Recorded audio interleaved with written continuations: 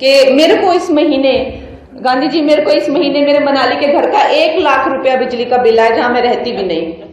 सोचिए, तो हम देखते हैं और कल जो है 10 रुपए इतनी दुर्दशा की हुई है। उनकी एक शिकायत के रूप में मैं इसको ले रहा हूँ कि उन्होंने शिकायत करी है कि उनका बिल जो है वो गलत रेज हुआ है, जो कि गलत रेज नहीं हुआ है, जो ठीक है।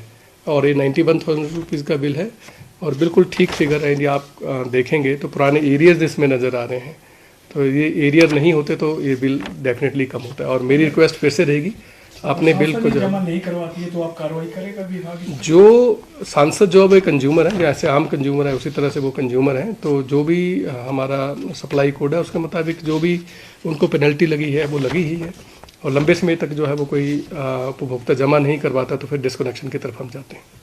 मुझ पे इन लोगों ने कल अटैक किया कि भाई इसने कहा कि मेरे घर का जो किराया है, बिजली का किराया है, वो 1 लाख रुपए तक जो है वो आया है।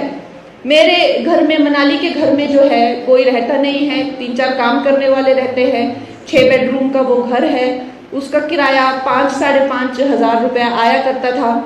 अब पिछले कुछ महीनों से उसका किराया 80-85 हजार, 90 हजार तमाम पूछाई भी मैं उतनी कोई घराट लाई रहा, क्या लाई रहा मैं उतनी कोई फैक्ट्री लाई तरी में कितनी बिजली कौन खाई ना होती, इतना जो होती रही नहीं कर दिया है।